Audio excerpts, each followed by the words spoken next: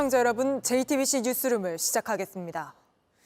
22대 국회 첫 국정감사가 시작됐습니다. 그런데 국감 첫날부터 10개 상임위 국감장마다 김건희 여사의 이름이 터져 나왔습니다. 대통령 관저 불법 중축 의혹, 양평 고속도로 특혜 의혹, 공천 개입 의혹 등 줄줄이 쌓여버린 의혹들을 확인하겠다며 야당이 총공세를 편 겁니다. 이에 맞서 여당은 이재명 대표의 사법 리스크를 줄여보겠다는 심산이라고 반발했는데 첫 소식 이승환 기자가 보도합니다. 행정안전부와 인사혁신처에 대한 국회 행정안전위원회 국정감사에선 대통령 관저 불법 증축 의혹이 집중적으로 다뤄졌습니다.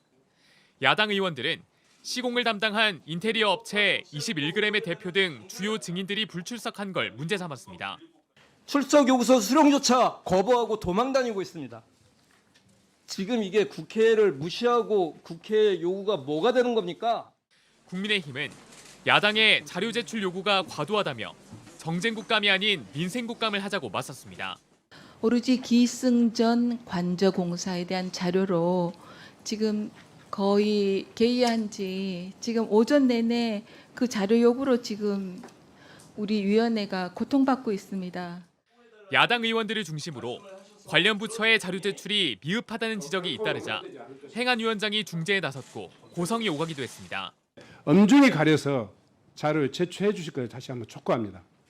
그렇게 하시겠습니까? 검토해 보겠습니다. 아니 검토라뇨? 국정감사 자리에서 위원장한테 답변입니까? 법사위 국정감사에선 김 여사의 공천 개입 의혹이 도마에 올랐습니다. 야당은 김대남 전 대통령실 행정관이 SGI 서울 보증에 감사로 간 건 지난 총선 당시 출마를 포기한 대가라면서 배후에 김 여사가 있는 것 아니냐고 의혹을 제기했습니다. 맥락을 잘 몰라서 이 특정 사안에 대해서 저희가 단정적인 말씀을 드리기는 어렵겠지만 다만 이제 적절치 않은 사안인 것 같습니다. 국토위에선 양평 고속도로 개발 특혜 의혹과 관련한 자료 제출을 놓고 여야가 신경전을 벌였고 복지위에선 지난달 김 여사의 마포대교 순찰에 대해 복지는 김 여사의 이미지 메이킹용 패션이 아니라는 지적이 나오기도 했습니다. 국민의힘은 야당의 공세에 대해 영부인 의혹을 고리 삼아 탄핵 선동을 벌여 이재명 대표의 사법 리스크를 줄여보겠다는 심산으로밖에 보이지 않는다고 했습니다. JTBC 이승환입니다. 저희 JTBC가 보도한 김건희 여사의 KTV 녹화 공연 참석 논란도 국감에서 다뤄졌습니다. 문화체육관광부가 KTV를 대신해 2차례 해명 자료를 낸 것과 관련한 질의도 나왔는데 유인촌 장관은 자신의 지시가 아니라며 장관인 자신도 몰랐다는 취지로 답했습니다. 안지연 기자입니다. 오늘 문화체육관광위원회 국정감사에선 무관중 행사라고 했던 KTV의 국회 답변서에 대해 비판이 제기됐습니다. 그중에서도 이렇게 행사식으로 되는 거는 제가 제일 많이 경험을 했을 겁니다. 보통 우리 녹화할 때 무관중으로 할 때는 저렇게 풀밭에서는 플라스틱 의자를 많이 쓰죠. 그리고 스태프들이 관람을 합니다. 해당 의혹에 대해 문화체육관광부가 KTV를 대신해 2차례 해명 자료를 낸 것을 두고도 질의가 잇따랐습니다. 문체부가 이례적으로 사법적 조치까지 운운하면서 해명 자료를 냈습니다. 장관님의 지시입니까? 아니 그렇지 않습니다. 용산의 지시입니까? 문체부 장관은 몰랐다는 취지로 답했습니다. 왜 문체부 이름으로 해명 자료를 냈는가? 그러니까 KTV가 해명 자료를 내야지 뭐 이런 지적은 했습니다만 문체부 간부가 이걸 해명하는 과정에서 한 발언이 논란이 돼 사과하기도 했습니다. KTV에서 작성을 해서 KTV는 출입 기자가 없기 때문에 통상 소속 기관에 본부로 배포를 하고 있습니다. KTV에서는 보도 자료를 단독으로 못 냅니까? 지금까지 프로토콜이 그렇게 되어 있습니다. KTV 보도 자료를 핸드폰에 한번 검색을 해보세요. 온통 보도 자료야. 떼놓고 국민들 앞에서 거짓말을 하는데 위정에 대한 고발을 우리가 합의해야 되는 것 아닙니까? 그 부분은 잘못 말씀을 드린 것으로 다시 한번 사과를 드립니다. 김건희 여사의 참석 배경과 관련해선 당시 대통령실 비서관은 KTV의 요청을 언급하기도 했습니다. 전직 문화체육비서관, 현직 문화체육비서관이 그 자리에 여사님께서 우연히 오는 행사에 두 분 다 와 계셨습니다. 이게 우연한 행사 일치일까요? 문화체육비서관은 부속실장이 아닙니다. 그래서 여사님이 오시는지 몰라갖고 미리 가 있었는데 여사님이 갑자기 오셨다. 아니 올지도 모른다는 이게 KTV 측에서 계속 그 요청을 하고 있었고 이제 안 간다고 했는데 혹시 몰라서 그리고 또 청와대 행사라서. JTBC 안지연입니다. 도이치모터스 주가 조작 사건 검찰 수사도 검증 대상입니다. JTBC 취재 결과 검찰은 권오수 전 도이치모터스 회장이 김건희 여사 어머니 최은순 씨의 잔고증명서를 위조한 공범 김모 씨를 회사 관계자에 소개하며 김 여사의 후배인이 잘 챙겨봐달라고 했다는 진술을 확보했습니다. 김 씨가 도이치모터스와 사업을 한 배경에 김건희 여사가 관련돼 있다는 진술을 검찰이 이미 확보한 게 알려진 건 이번이 처음입니다. 박현주 기자의 단독 보도입니다. 김건희 여사의 모친 최은순 씨는 경기도 성남시의 땅을 사면서 저축은행에 잔고증명서를 위조했습니다. 2013년 4월부터 10월까지 4차례에 걸쳐 모두 349억 원이 있는 것처럼 꾸몄습니다. 비마이카란 업체로 렌트카 사업을 하던 김모 씨와 공모했습니다. 김 씨는 김 여사와 먼저 알고 지냈습니다. 그러다 김 여사의 전시회에서 최 씨를 만났습니다. 이 사건으로 최 씨는 징역 1년, 김 씨는 징역 6개월에 집행유예 2년이 확정됐습니다. 그런데 잔고증명서를 위조했던 2013년, 김 씨는 BMW 공식 딜러사인 도이치모터스와 연계해 BMW 50대를 싸게 빌려주는 큰 행사를 했습니다. 설립한 지 2달도 안 된 업체로선 이례적이란 평가가 나왔습니다. 취재 결과 도이치모터스 주가 조작 사건을 수사하던 검찰이 이 과정에 김 여사가 있었다는 취지의 진술을 확보했습니다. 도이치모터스 사내이사이자 최고 재무책임자였던 연모 씨가 2021년 3월 검찰 조사에서 김 씨가 회사에 찾아온 적이 있었는데 권오수 전 도이치모터스 회장이 김건희 대표님의 후배라고 소개해줬다고 진술한 겁니다.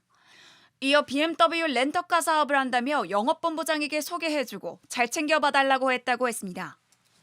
권 전 회장이 사전에 김 여사로부터 김 씨의 사업에 대해 설명을 들은 것으로 보이는 대목입니다.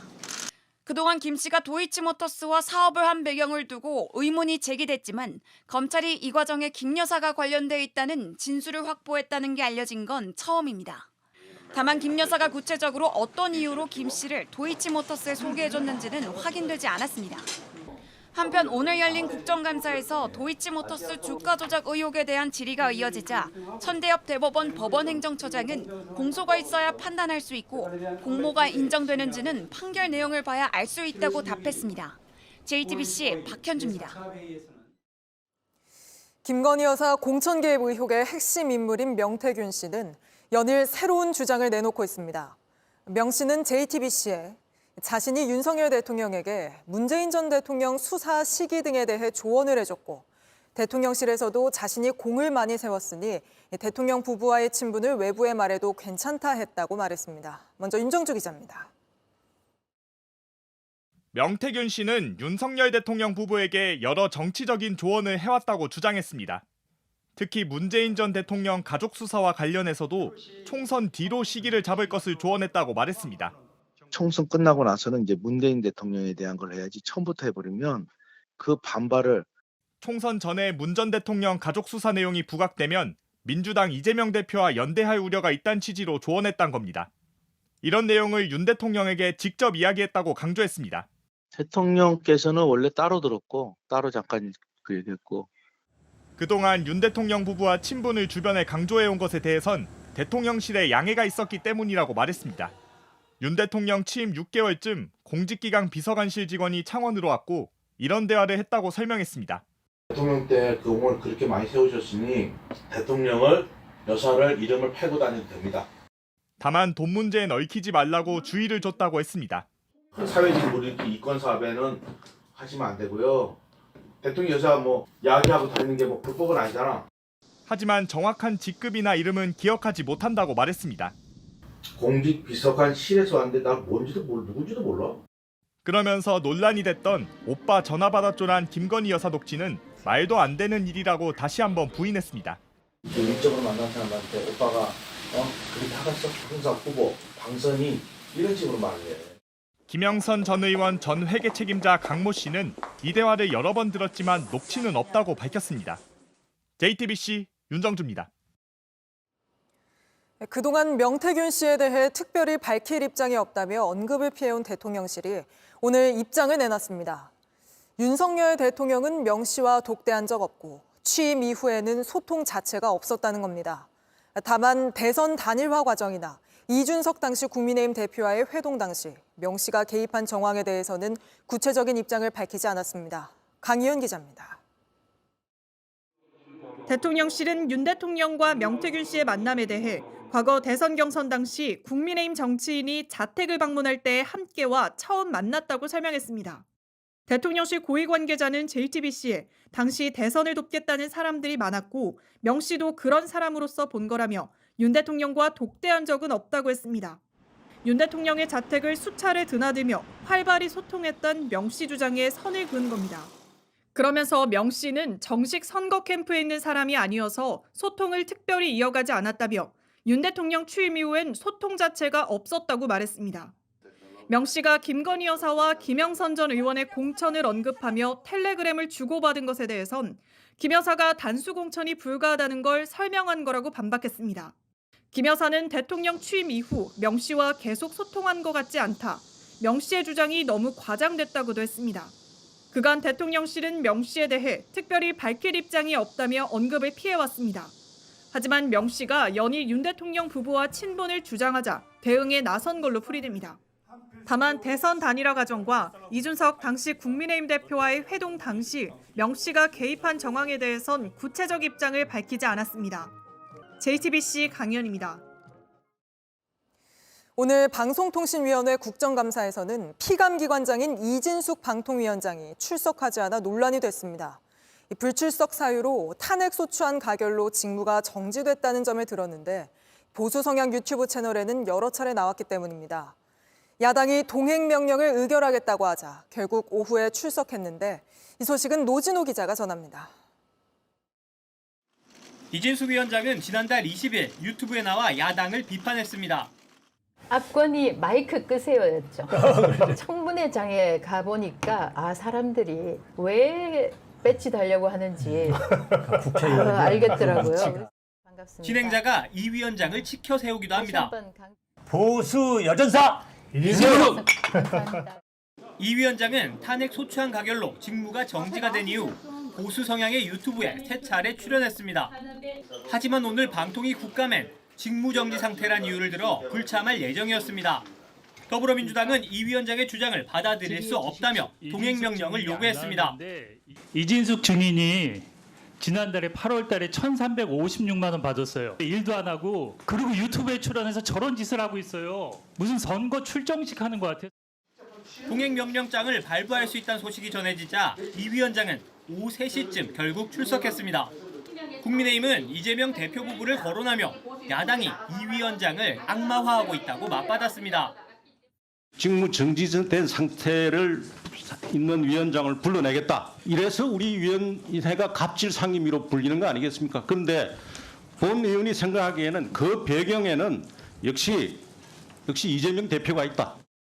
김혜경 씨가 얼마 썼는지 아세요? 이진숙 위원장을 악마처럼 만들어서 방통위를 이렇게 망가뜨려 놓고 이제 와서 방통위를 국감을 하겠다? 이에 대해 최민희 과방위원장은 김혜경 씨가 방통위원장 후보라도 되느냐며 발언을 중단시켰습니다. JTBC 노준호입니다. 김대남 전 대통령실 행정관으로 낙하산 논란이 불거진 가운데 윤석열 정부 출범 이후 대통령실에서 퇴직한 공직자 44명이 전원 취업 승인을 받아 재취업에 성공한 걸로 나타났습니다. 국내 주요 대기업, 공공기관, 금융권 등에 취업했는데 대통령 전속 사진가는 외식업체 대표이사가 됐습니다. 이성화 기자입니다. 여러 의혹으로 논란이 된 김대남 전 대통령실 선임 행정관이 결국 SGI 서울보증 감사 자리에서 물러나기로 했습니다. 논란과 별개로 용산 출신이란 이유로 전문성 없이 금융회사에 취업해 연봉 3억 원을 받기로 한 점도 비판 대상이 됐습니다. 김 전 행정관처럼 대통령실을 나온 지 3년이 안 된 경우 공직자윤리위 취업심사만 통과하면 재취업이 가능합니다. 다른 대통령실 공직자는 어떨까? 윤석열 정부 출범 이후 2년여 동안 취업심사 결과를 보면 퇴직자 44명 모두 빠짐없이 취업 승인을 받았습니다. 대기업엔 14명이 갔고 공공기관과 금융권이 뒤를 이었습니다.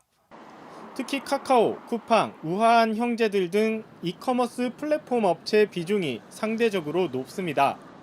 검찰과 정부 조사를 받고 있거나 미운 털이 박혔다고 인식되는 곳들입니다. 현재 하고 있는 사업에 리스크가 있거나 혹은 기회 요인이 있는 경우에 정무적 판단을 할 수 있고 새로운 정보를 들을 수 있는 그런 기대를 하면서 데려가는 경우가 많죠. 대통령 전속 사진가 출신은 지난 8월 외식업체 놀부 대표가 됐고 때마다 낙하산 논란이 빚어졌던 강원랜드에도 대통령실에 근무했던 별정직 공무원이 부사장으로 갔습니다. NH농협은행과 SRT 운영사인 SR 등 공공기관을 포함한 기업 사회이사 자리에도 과거 경력상 전문성이 떨어지는 인사들이 여럿 선임됐습니다. 이런 가운데 현 정부 퇴직 공직자 183명 가운데 취업 심사를 통과하지 못한 경우는 단 4명. 심사 통과율은 98%에 달했습니다. JTBC 이상화입니다. 최상병 순직 사건 직후 해병대는 후속 대책으로 생존한 동료 해병들의 심리 치료를 약속했습니다. 그러나 생존 해병들은 사실상 치료는 없었다고 말합니다. 게다가 해병대는 최상병의 희생을 헛되지 않게 하기 위한 대책이라면서 체육대회와 전투체육을 내세우기도 했습니다. 유선희 기자가 취재했습니다. 최상병 순직 10하루 뒤 해병대 사령부가 만든 문건입니다. 최상병의 희생을 헛되이 하지 않겠다면서 각종 후속 대책을 적었습니다. 해병대를 다시 결집시키기 위한 단결력 강화 계획으로는 사단, 여단 단위 체육대회와 소대, 중대별 전투체육을 내놨습니다. 순직 사건의 후속 대책으로 체육대회가 적절했냐는 질문에 해병대 사령부 측은 원래 하던 체육대회만 했고 추가로 열지는 않았다면서 전반적인 사기 진작에는 도움이 된 것으로 본다고 설명했습니다. 하지만 생존 해병들은 자신들과 함께하는 프로그램은 없었고 오히려 분리를 당했다고 말했습니다. 그 일 있자마자 저희 그냥 바로 저희들만 따로 저희들 다 그냥 이제 버스에 다 집어넣고 바로. 후속 대책 문건에는 생존 해병들의 심리치료를 지속 지원하겠다는 내용도 있었습니다. 해병대는 실제로 다양한 프로그램을 지원했다고 주장했지만 생존 해병들의 말은 달랐습니다. 가끔씩 진료받고 그 이외에 저희만 따로 더 뭘 해준다거나 그런 건 딱히 기대 안 하긴 했는데 어쨌든 없었던 것도 사실이어서 군에 못 느껴서 군에서 받고 제가 실전에 검사 받고 계속 소환 치료하고 있어요. 해병대 사령부는 문건 첫머리에 자신들을 원망하던 유가족이 지금은 진정성을 이해하고 해병대를 응원하고 있다고 적었습니다. 하지만 임성근 해병대 1사단장 등의 책임 회피가 계속되면서 유가족의 마음도 바뀌었습니다. 최상병의 어머니는 지난달 해병대의 조치에 화가 치밀고 용서할 수 없다는 편지를 보냈습니다. JTBC 유선입니다. 이태원 참사 이후 나온 이 대책 역시 문제입니다. 정부가 각 지역의 사고 수습 책임자인 지방자치단체장들을 대상으로 재난안전교육을 여러 차례 실시했는데 한 번도 참석하지 않은 지자체장이 43명에 달합니다. 이 내용은 신진 기자가 취재했습니다. 2022년 10월 159명이 목숨을 잃은 이태원 참사. 지자체장이 재난수습 컨트롤타워 역할을 못했다는 비판이 쏟아졌습니다. 자치단체의 재난안전관리 역량도 높여 나가겠습니다. 자치단체장이 재난안전교육을 의무적으로 이수토록 하고 행정안전부가 주관한 교육은 지난해 6월부터 올해 3월까지 5번 열렸습니다. 강의는 3시간, 멀리 오가기 힘들까 지역을 돌며 진행했습니다. 전국 기초지방자치단체장 228명이 대상이었는데 매년 한 번씩 교육을 받은 사람은 단 2명이었습니다. 재난은 언제 어디서 발생할지 사실 예측하기 어렵죠. 단체장이 먼저 앞서서 교육을 잘 받아야 또 직원들도 교육을 받기 때문에 단 한 번도 교육에 참여하지 않은 지자체장은 43명에 달합니다. 작년은 이 훈련이 없었는데 작년 상황은 잘 모르겠는데. 경북 영주나 김천처럼 산불과 폭우 등으로 특별 재난지역으로 지정된 곳에 단체장도 포함됐습니다. 예상치 못한 재난의 어떤 형태도 등장을 하고 있는데 이 한 해의 3시간 교육조차도 이수하지 않고 있는 현실을 과연 국민들께서 어떻게 보실까? 지난 6월 재난안전법 개정안이 시행되면서 임기 중 최소 2번은 반드시 교육을 받아야 합니다. 벌칙이 규정되어 있지는 않지만 법을 위반하는. 다음 선거는 2026년 6월. 시간이 많지 않습니다. JTBC 신진입니다. 만취 상태로 차를 몰다 사고를 낸 문재인 전 대통령의 딸 문다혜 씨가 조만간 경찰 조사를 받습니다. 문 씨가 사고 전 몸을 제대로 가누지 못하고 비틀거리는 모습도 포착됐습니다. 김휘란 기자입니다. 도로 한복판에 좌회전 깜빡이를 켠 차량 한 대가 우두커니 서 있습니다. 문재인 전 대통령의 딸 다혜 씨가 운전하던 차입니다. 잠시 뒤 좌회전을 하고 차선을 바꾸다 옆 차선에서 출발하던 택시와 부딪힙니다. 운전석에서 내린 다혜 씨는 경찰의 부축을 받으며 인근 파출소로 갔습니다. 파출소에서 측정한 혈중 알코올 농도는 면허 취소 수준인 0.149%였습니다. 다혜 씨는 지난 4일 저녁 7시쯤 이태원 한 골목에 차를 세우고 고깃집으로 들어갔습니다. 자정을 넘겨 또 다른 술집으로 갔습니다.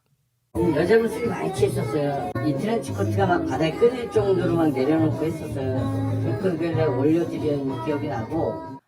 이곳에서 술을 마시던 다혜 씨는 밖으로 나와 다른 차 문을 여러 차례 잡아당기다 다시 들어갔습니다. 그리고 새벽 2시가 넘어 나와선 휘청이며 걷다가 뒷걸음질을 치고 전봇대에 한동안 몸을 기대고 있기도 했습니다. 차에 타기 직전에도 비틀거렸습니다. 피해 택시의 블랙박스를 확보한 경찰은 다혜 씨 측과 소환 일정을 조율하고 있습니다. JTBC 김희란입니다. 북한이 오늘도 오물풍선을 날려보내면서 화재 우려도 커지고 있습니다. 풍선에는 쓰레기를 공중에서 뿌리기 위한 전기장치와 화약띠가 달려 있는데 이게 어디로 떨어져 불을 낼지 모르기 때문입니다. 임예은 기자입니다. 갑자기 몰려든 사람들은 모두 위를 쳐다봅니다. 잠시 뒤 도착하는 경찰차를 향해 다급하게 손짓합니다. 폭발은 폭소리와 함께 연기같이 솟아가지고 많이들 날라오니까 설마 하고 있는데 지난 4일 오전 서울 강서구 한 아파트 지붕에 북한 오물풍선이 떨어져 불이 났습니다. 검게 눌러붙은 잔해에선 전기장치가 발견됐습니다. 단불도 다 꺼야 되기 때문에 이제 확인하는 보니까 전선이 좀 한 2-3가닥 이상 나왔던 것 같습니다. 북한이 날리는 풍선 지름 3에서 4m 크기입니다. 발열 타이머와 중간에 화약띠를 두른 쓰레기 봉지가 달려 있습니다. 풍선이 뜬 지 일정 시간이 지나면 전기가 흐르고 그 자극에 화약띠가 터지며 쓰레기가 쏟아지는 구조입니다. 문제는 쓰레기나 풍선을 채운 수소가스에 불이 붙기도 한다는 겁니다. 화약 성분이 주변에 불에 붙는 물질이 있을 경우엔 화재를 일으킬 수도 있습니다. 북한은 오늘도 또 오물풍선을 날렸습니다. 지난 5월 28일 이후 모두 25차례에 걸쳐 6,100여 개를 살포했습니다. 주택이나 차량이 파손되거나 사람이 다쳤고 종종 불도 났습니다. 서울에서 접수된 피해만 58건, 보상하는 데 1억 2천만 원은 들 걸로 보입니다. 오물풍선은 단순히 치워야 하는 불편을 넘어 일상의 위협이 됐습니다. JTBC 임예은입니다. 부산의 한 교회에서 아이들이 피멍이 들도록 맞고 얼굴에 인분칠까지 당하는 일이 있었습니다. 학대를 당한 아이들 중 6살짜리가 숨지기도 한 이 사건은 4년 전 저희 뉴스룸 보도로 알려졌는데 학대를 주도한 목사가 뒤늦게 징역 7년을 선고받았습니다. 구석찬 기자입니다. 4년 전 이 교회엔 경찰이 들이닥쳤습니다. 10년 가까이 아이들이 건물 안에서 맞고 울고 기절했다는 사실이 밝혀졌습니다. 40명 남짓 교인들은 대부분 경제적으로 어려웠습니다. 교회는 자녀들을 맡아서 교육시키겠다고 했고 초중고생 11명이 이곳에서 먹고 잤습니다. 잘 키워주리라 믿었지만 현실은 달랐습니다. 교회 목사 김모 씨, 숙제를 안 했다며 몽둥이로 11살 아이를 기절할 때까지 때렸습니다. 3시간 동안 땅바닥에 완전 붙어서 맞고 완전 검은색 오줌이 나오고 5살 아이는 왼쪽 눈에 피멍이 들었고 한 여학생은 뺨을 맞다 고막이 터졌습니다. 마음에 안 드는 말을 했다는 게 이유였습니다. 요거 하면 저요 미친 짐승이 돼서 물어 뜯을 겁니다. 굶는 건 일상이었고 신도가 아이들 얼굴에 인분을 칠하기도 했습니다. 예배 때 졸던 6살 아이는 0.3평 기도방에서 신도인 아빠에게 매질을 당했습니다. 결국 집에서 잠을 자다 숨졌습니다. 신신 같은 존재죠. 불쌍하다고 막 울고 이랬는데 엄청 혼났거든요. 4년 전 JTBC 보도 당시 목사는 이런 사실을 부인했습니다. 목사는 훈육 차원에서 조금 때린 적은 있지만 대부분 거짓말이라고 반박했습니다. 1심 재판부는 아이들에게 있을 수 없는 공포와 두려움을 줬다고 질타했고 징역 7년을 선고했습니다. 그냥 잊어버리고 살고 싶은데 계속 떠오르게 되니까. 교회는 우리도 피해를 많이 봤다며 더 할 말이 없다고 했습니다. JTBC 구석찬입니다. 오늘 새벽 경인 고속도로에서 역주행 차량 때문에 차량 7대가 잇따라 추돌하며 1명이 숨지고 3명이 다쳤습니다. 역주행을 한 건 외국 국적 운전자였는데 내비게이션 안내를 잘못 들어서 벌어진 일이라고 주장했습니다. 이자연 기자입니다. 이른 출근길 차량들이 빠른 속도로 달립니다. 경인고속도로 인천에서 서울 방면입니다. 그런데 도로 출구 나들목으로 비상등 켠 차량 한 대가 진입합니다. 역주행입니다. 마주오던 2대가 놀라 비켜섭니다. 역주행에 들어간 차량은 크게 우회전해 도로 진행 방향을 맞추려 합니다. 하지만 속도가 너무 느렸고 예상할 수 없는 곳에서 차가 튀어나왔습니다. 피하려는 차량과 영문을 모르는 차량들이 뒤엉켰습니다. 결국 차량 7대가 부딪혔습니다. 보시는 것처럼 차들이 고속도로에서 빠져나오는 일방통행 길인데요. 이 사고를 낸 운전자는 이 길을 거꾸로 올라갔습니다. 화물차를 운전하던 70대 남성이 숨지고 3명이 다쳤습니다. 출근길 2시간 동안 극심한 정체가 이어졌습니다. 역주행 운전자는 40대 중국 국적 여성이었습니다. 술을 마시거나 약물에 취한 상태는 아니었습니다. 내비를 보고 가다가 그쪽으로 들어가야 되는 줄 알고서 들어갔다 그러더라고요. 일단 진입을 했을 때는 이제 잘못 들어간 거죠. 운전 중 한 번의 실수였지만 누군가는 목숨을 잃었습니다. JTBC 이자연입니다. 넷플릭스 예능 흑백 요리사가 요즘 전 세계적으로 큰 인기입니다.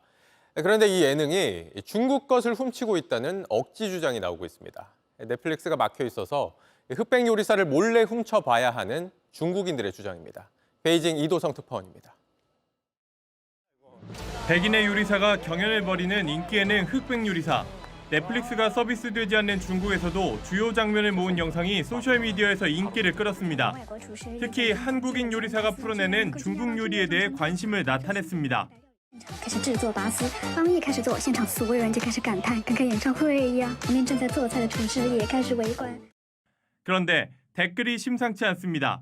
중국 음식을 훔쳐 문화유산으로 등재하고 한국 음식이라고 할지도 모른다고 했습니다. 심사위원인 백종원 더본코리아 대표를 향해선 중국 요리를 훔치는 대도둑이라는 표현까지 썼습니다. 韩国美食家白中原要在韩国开一家麻辣烫店。国网友说，麻辣烫本来就是韩国的，而且 이런 근거 없는 주장은 처음이 아닙니다. 공자부터 탕후루까지 한국인들이 한국의 것으로 주장한다는 식의 가짜 뉴스가 수년째 이어졌습니다. 有韩国学者说，韩国是东亚文化的起源，什么端午节、印刷术，连西施孔子都是韩国的。 혐한 콘텐츠가 무분별하게 확산하면서 한국에 대한 중국인의 인식도 점차 악화하고 있습니다. 주중 한국대사관 측은 가짜뉴스 관련해 소셜미디어 영상은 대응하기 상당히 어렵다면서도 포털 사이트에 대해선 적극 수정 조치를 요구하고 있다고 말했습니다. 중국 베이징에서 JTBC 이도성입니다. 집 나간 사람도 돌아오게 한다는 가을 전어. 그런데 올해는 전어 크기도 작은 데다가 가격까지 비싸졌다고 합니다. 이건 역시 더위 때문인데 바닷물이 뜨거워지면서 전어 어획량이 크게 줄어든 겁니다. 조보경 기자입니다. 시장 매대엔 가지런히 놓인 전어가 손님들을 기다립니다. 식당에선 전어 굽기가 한창입니다. 그런데 언뜻 봐도 크기가 한 손도 안 됩니다. 원래 7월 15일부터 전어 금붕이가 풀려가지고 전어가 나오는데 한 20일 늦었어요. 이맘때는 좀 더 많이 커야 되는데 지금 전어가 적은 편이에요. 잡히는 시기도 한참 늦어진 데다 어획량도 줄었습니다. 대충 한 작년에 비해서 한 절반은 줄었다 보면 돼요, 절반. 수협에 따르면 지난해에 비해 어획량은 3분의 1로 줄었고 1kg당 가격은 11,900원에서 24,000원으로 크게 뛰었습니다. 보통 가격이 키로에 보통 35,000원에서 4만 원대, 작년 같은 경우는 보통 2만 원대도 늦었거든요. 전어가 가을 별미인 이유는 9월쯤 가장 고소한 맛을 내고 많이 잡히기 때문입니다.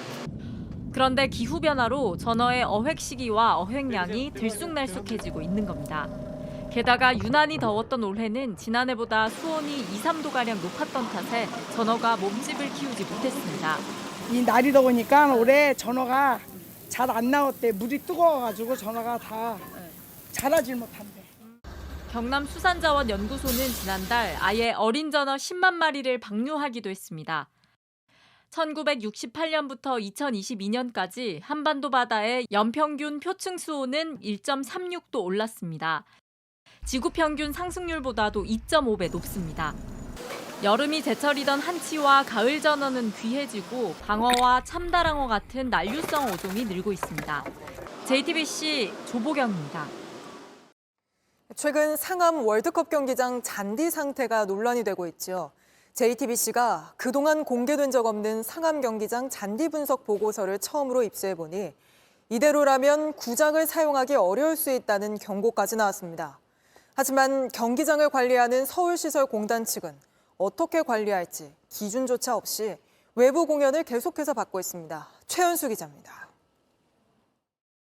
지난 9월 상암 월드컵 경기장에서 팔레스타인과 월드컵 예선전이 열렸습니다. 손흥민 선수는 경기 직후 잔디 상태를 비판했습니다. 볼 컨트롤하는 데도 있어서 어렵고 드리블하는 데도 있어서 어려운 상황들이 나오면 이런 부분들이 좀 홈에서 할 때만큼은 좀 많이 개선이 됐으면 좋겠습니다. 실제로 잔디 상태가 어떤지 그동안 공개되지 않았던 보고서를 입수해 분석했습니다. 이 경기가 열리기 2달 전 보고서엔 행사가 많은데 지속적으로 구장을 쓰려면 잔디를 복구하는 작업을 반드시 해야 한다고 적혀 있습니다. 보고서가 나오기 2달 전에도 대형 콘서트가 있었습니다. 이 콘서트가 열리기 전에도 보고서는 대규모 공연으로 잔디에 스트레스를 줬다며 전체적으로 잔디가 잘 자라지 못하고 있다고 경고했습니다. 또 밀도도 떨어지고 제대로 자리 잡은 뿌리도 짧다고 했습니다. 코로나19가 한창일 때 상암 월드컵 경기장은 외부 행사를 받지 않았습니다. 하지만 지난해 8월 말도 많고 탈도 많았던 세계 스카우트 잼버리 콘서트를 시작으로 다시 외부에 경기장을 내줬습니다. 이 행사로 축구장의 70%가 넘는 1,600제곱미터의 잔디가 훼손됐습니다. 대관료는 내지 않았고 복구 비용만 2억 3천만 원이 넘었습니다. 이제 잼버리 행사가 있었지만 구체적으로 복구가 제대로 안 된 문제가 있었고요. 또한 살펴봤더니 관련되어진 사용료도 내지 않았더라고요. 뒤이어 열린 다른 콘서트들에 비해서도 복구 비용은 단연 제일 많았습니다. 상암 경기장을 관리하는 서울시설공단은 올해 폭염과 열대야, 공연 수요로 잔디 밀도가 떨어졌다며 추가 예산 확보를 통해 잔디 관리를 하겠다고 밝혔습니다. 하지만 외부 행사를 한다면 얼마에 한 번씩 해야 하는지 또 복원 작업을 어떻게 해야 하는지에 대한 명확한 기준은 아직도 없습니다. JTBC 최현수입니다. 교육부가 내년에 복귀한다고 약속하면 의대생들의 휴학을 승인하겠다며 한발 물러나면서 원칙 없는 특혜란 지적이 나왔습니다.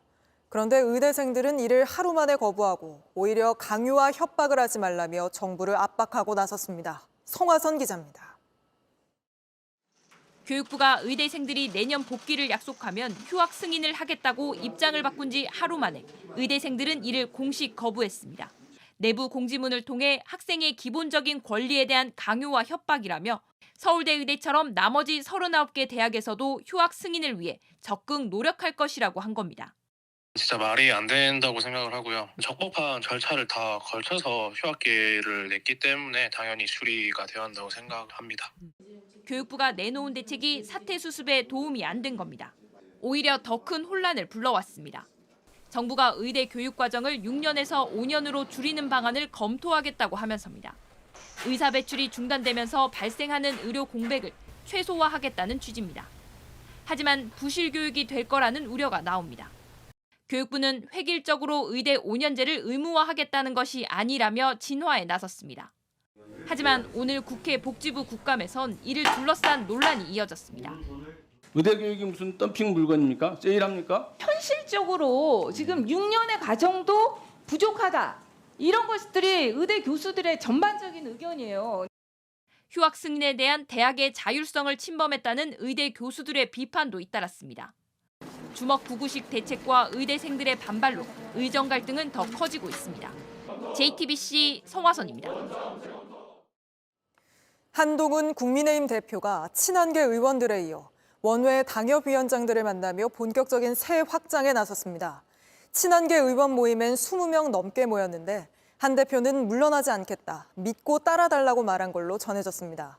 이런 만남을 정례화하기도 했다는데 윤석열 대통령과 한 대표 사이가 껄끄러운 상황에서 한 대표가 세력화에 나서면서 여권 지형에도 변동이 생길 수 있습니다. 하예빈 기자입니다.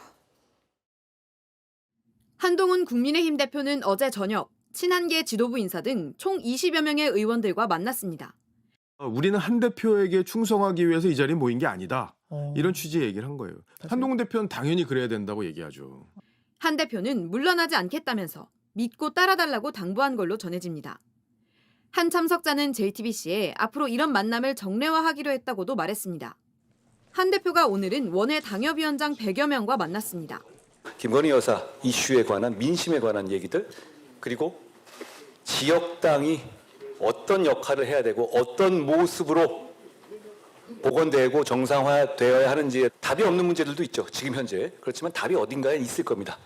대통령실과의 갈등이 이어지면서 한 대표가 세력 확장에 나선 거란 분석이 나옵니다. 친윤계 의원들은 불쾌감을 드러냈습니다. 식사 모임을 한다라고 광고하면서 모임을 가진 것을 제가 본 적은 없거든요. 이런 것이 당의 분열을 일으킬 수가 있어요. 이런 가운데 국민의힘 윤리위는 한 대표 공격을 사주했다는 의혹을 받고 있는 김대남 전 대통령실 행정관에 대해 당 차원의 조사에 착수했습니다. JTBC 하혜빈입니다.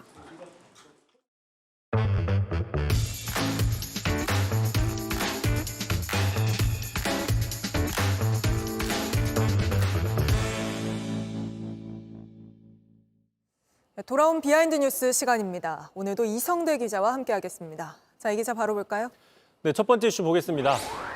자, 이 차는 이제 제 겁니다. 라고 잡아봤는데요. 네. 국정감사 첫날부터 곳곳에서 파행이 벌어졌습니다. 자, 국토교통부를 상대로 한 국토교통위 국감에서도 당근마켓, 중고거래 사이트죠. 당근마켓을 놓고 논란이 일어나다 정회가 일어났습니다. 자, 발단은 민주당의 윤종군 의원이 박상우 국토부 장관의 관용 차량을 몰래 이 당근마켓 사이트에 매물로 내놨다고 얘기를 하면서 논란이 된 겁니다. 직접 들어보시죠.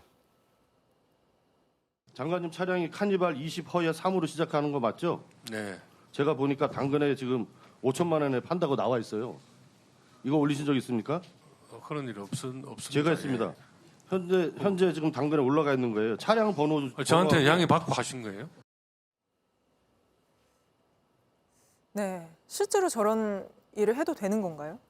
네, 그렇습니다. 남의 차량도 차 주와 번호만 알면은 얼마든지 당근마켓에 매물 등록이 가능하다는 겁니다. 자, 그래서 당근마켓에 이렇게 허위 매물들이 얼마든지 올라갈 수 있다는 심각성을 보여주기 위해서 또 경각심을 부각하기 위한 목적이라고 주장을 합니다. 일종의 네. 퍼포먼스를 했다 뭐 이런 개념인 것이죠. 또 보도자료 제목도 보시면 제목이랑 똑같습니다. 이제 이 차는 제 겁니다. 근데 참고로 이 발언 되게 유명한 멘트입니다. 그렇죠. 과거에 네. 한 그 뉴스에서 기자가 보도를 했는데 이게 상당히 화제가 되면서 지금까지도 여러 차례 패러디가 됐던 발언인데 말 나온 김에 한번 보고 가시죠. 이 차는 이제 제 겁니다. 제 마음대로 팔 수 있는 겁니다. 네, 그런데 이런 행위는 법 위반 아닙니까? 그렇습니다. 당연히 국민의힘 측에서는 반발을 했습니다. 아무리 허위 매물을 쉽게 팔 수 있다, 쉽게 내놓을 수 있다 이런 문제들을 지적한다 할지라도 장관의 동의 없는 이런 행위는 정보통신망법이나 정보보호법 등의 법 네. 위반의 가능성이 크다라고 지적을 한 겁니다. 직접 들어보시죠. 아니, 본인의 동의도 없이 어떻게 이게 문서 위조에 해당하는 사항이거든요. 네. 아무리 국정감사장이라 하더라도 본인이 아니라고 했는데 장관 명의를 도용해서 장관도 모르게 그렇게 하는 거예요.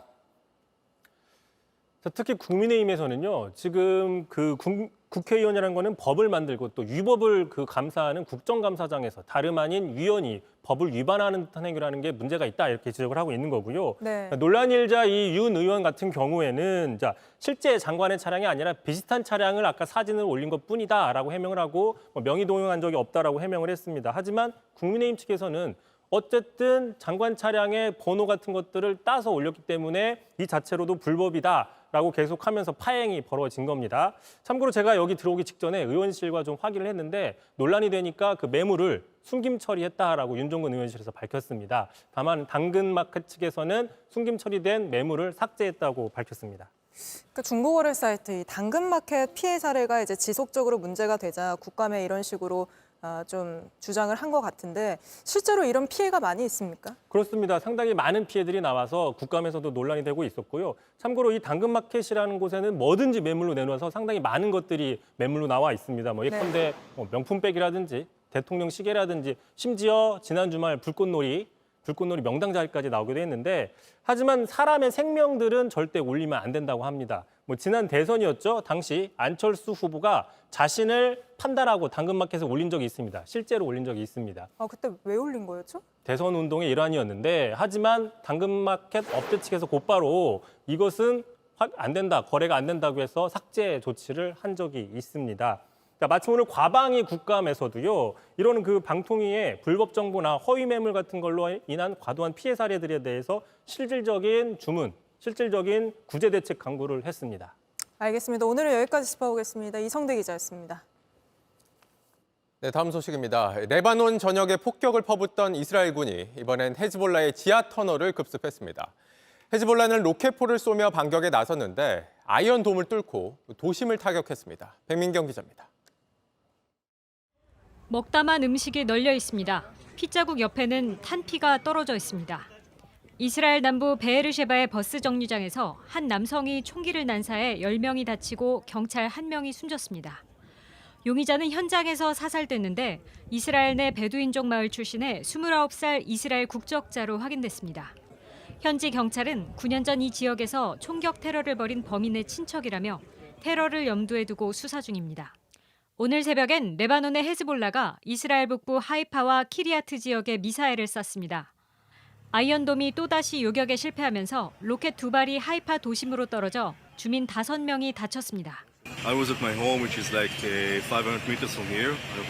I heard a boom, and I heard in the radio of Ichud Hatzalah that there is a site. 이스라엘군도 헤즈볼라에 대한 공세를 이어갔습니다. 은신처로 쓰던 지하터널을 급습해 조직원 수십 명을 사살하고 무기를 압수했다고 밝혔습니다.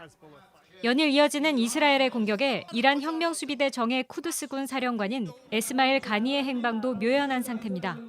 현지 언론들은 베이루트 공습에서 부상당했거나 사망했을 가능성을 제기하고 있습니다. JTBC 백민경입니다. 미국 대선이 이제 한 달도 채 남지 않았습니다. 박빙 대결을 벌이고 있는 해리스와 트럼프. 두 후보 측은 승부를 결정지을 변수가 뭐라고 보고 있는지 워싱턴 정강현 특파원이 양측 캠프 관계자들을 만나 직접 물어봤습니다. 해리스 트럼프 캠프 측은 가장 결정적인 변수로 투표율을 꼽았습니다. I think people have made up their minds. It's just getting my voters out there to vote. That's really the challenge of this election.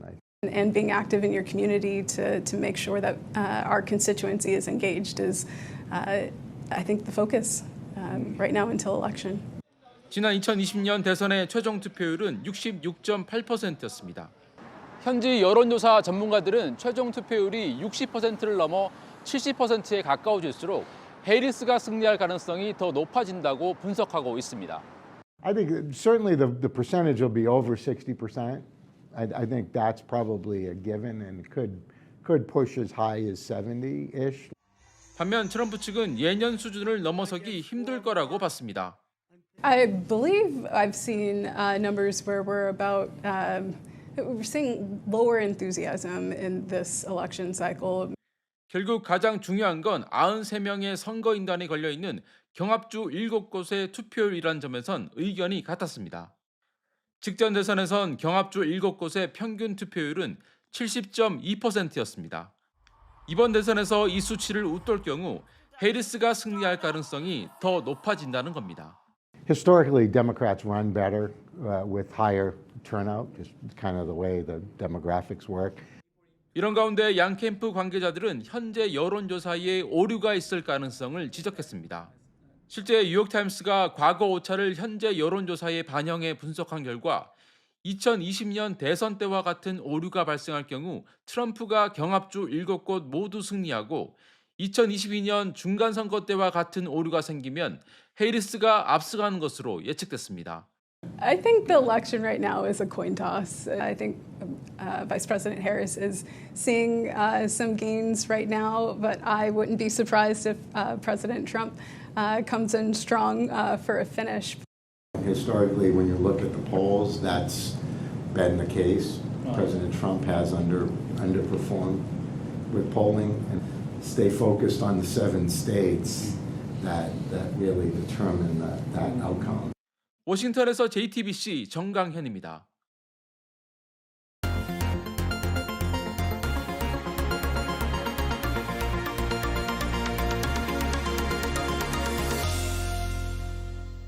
요즘 많게는 수십 명이 함께 뛰는 달리기 모임, 러닝 크루가 많아졌습니다. 그런데 이들 가운데 일부가 소란을 피우거나 다른 사람 놀라게 하고 인증샷 찍으면서 폐를 끼치는 경우가 잇따르고 있습니다. 밀착 카메라 이가혁 기자가 현장 취재했습니다. 달리기 동호회 회원 40명 정도가 모여 앉아 찍은 이 사진. 어디 세트가 아니라요. 이곳 서울 도심 한복판에 있는 횡단보도 가운데서 찍은 겁니다. 이게 달리기를 하는 사람들 사이에서도 논란이 된 사진인데요. 과연 도심 한복판에서 이렇게 다른 사람들에게 피해를 주면서까지 달리기를 하는 게 맞느냐인 겁니다. 물론 다 그렇다는 게 아니라 일부입니다만 달리기가 유행하면서 이런 민폐 논란도 점점 잦아지고 있습니다. 달리기 동호회, 이른바 러닝 크루 중 일부는 운동장이나 공원이 아닌 빌딩 숲이나 주택가를 여럿이 함께 뛰는 시티런을 즐기기도 합니다. 거주민 소음 피해나 보행자 방해 논란이 종종 불거지는데 특히 인증샷 문화가 논란을 키웠습니다. 달리기 동호회 회원들이 단체로 이 철길 건널목을 막고 사진을 찍는 모습입니다. 온라인에서 많은 비판을 받았는데요. 최근 상황은 어떤지 한번 관리원에게 물어보도록 하겠습니다. 엊그저께 와서 집 갔어요. 엊그저께요? 네. 집 가서. 차와 사람이 원활하게 빠져나가야 하는 곳이라 위험할 때도 많다고 합니다. 아주 위험해요. 아주 위험해요. 차뿐만 아니라 사람들도 여기서 차가 금방 열차가 1분 사이에 올 수가 있어요. 시티런뿐만 아니라 최근엔 운동장이나 공원에서의 활동을 두고도 논란이 벌어졌습니다. 서울 여의도공원은 러닝 크루에 의한 소음 피해 민원이 잇따르자 이렇게 주의해달라는 현수막을 열흘 전부터 걸어놓았습니다. 단체 달리기를 하는 경우 안전사고 예방을 위하여 줄로 서서 질서 정연하게 달려주시기 바랍니다. 하지만 저녁 시간 직접 지켜보니 사진을 찍어주기 위해 자전거 길로 달려가는 동호회 사람이 보이고 스피커로 음악을 크게 틀고 달리는 무리도 보입니다. 자기네 길을 이렇게 비켜달라고 말씀하실 때, 그 소리 지르실 때 좀 불편을 느끼긴 하죠. 매일 저녁 달리기 동호회와 유료 강습생이 몰리는 서울 반포 종합운동장.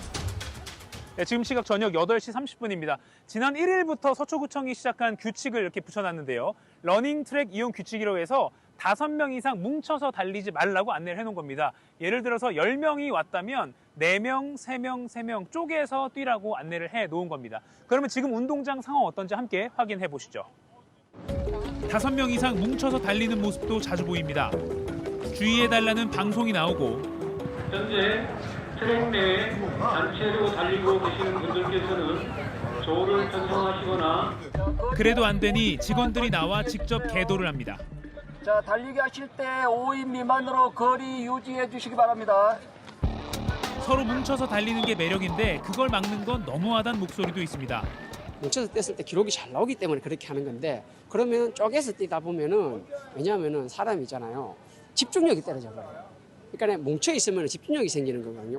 시민들의 시선은 엇갈립니다. 별로 그렇게 피해간다고 생각 안 하고 단체로 많이 뛰니까 오히려 뛰고 싶다는 그런 마음이 들죠. 이렇게 사람들이 많으니까 사실 저도 아이가 있는데 이 안쪽으로는 데리고 오기가 조금 위험하더라고요. 나름대로 규칙을 정해서 피해를 주지 않으려고 노력하는 달리기 동호회도 많습니다. 하지만 달리기 인구가 느는 데 비해서 일부 노력이 더딘 것 같습니다. 건강한 문화로 잘 자리 잡을 수 있을지 논란이 조금씩 커지고 있는 지금이 중요한 시기입니다. 밀착카메라 이가혁입니다.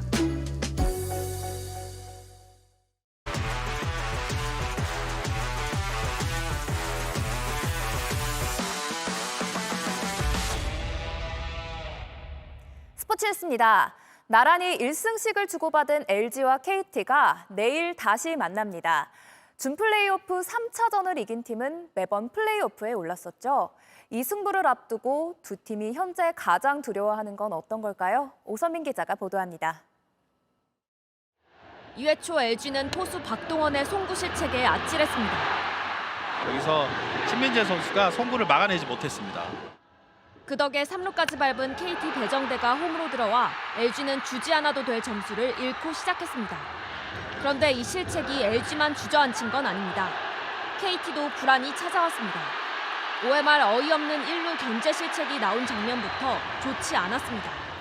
LG가 4대2로 앞선 6회 말 KT는 수비에서 균열이 생겼습니다.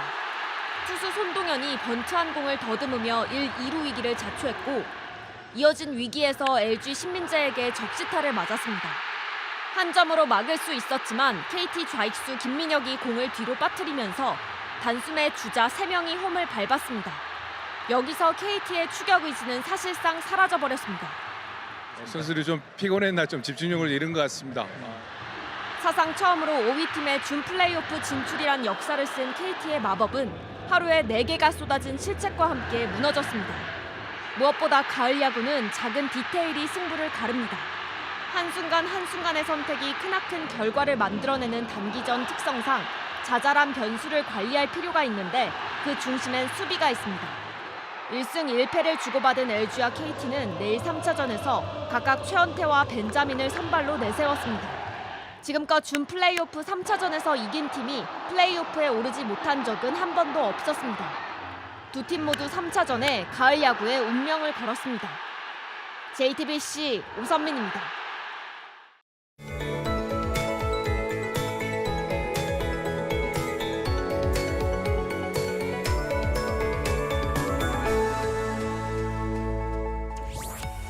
점점 가을이 깊어지고 어느덧 내일은 찬이슬이 맺히기 시작한다는 절기 한로에 접어드는데요.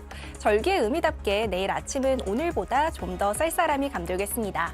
그래도 낮에는 24도까지 오르겠고요. 큰 일교차만 주의하신다면 이번 주 내내 야외 활동하기 좋은 날들이 이어지겠습니다. 내일 출근길은 내륙을 중심으로 가시거리 200m 미만의 짙은 안개가 끼겠습니다. 평소보다 조금 일찍 나오셔서 천천히 이동하시는 게 좋겠습니다.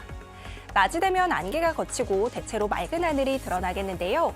다만 동해안에는 최대 40mm의 비가 내리겠고요. 서울을 포함한 내륙 많은 지역에도 약한 빗방울이 떨어질 수 있겠습니다. 내일 아침 기온은 서울과 대전 13도, 대구 14도로 출발하겠고요. 낮에는 25도 안팎까지 오르면서 오늘보다 포근하겠습니다. 당분간 제주를 제외하고는 뚜렷한 비 소식이 없어서 쾌청한 가을 날씨를 만끽하기 좋겠습니다. 날씨였습니다. 뉴스룸 저희가 준비한 소식은 여기까지입니다. 시청해주신 여러분 고맙습니다.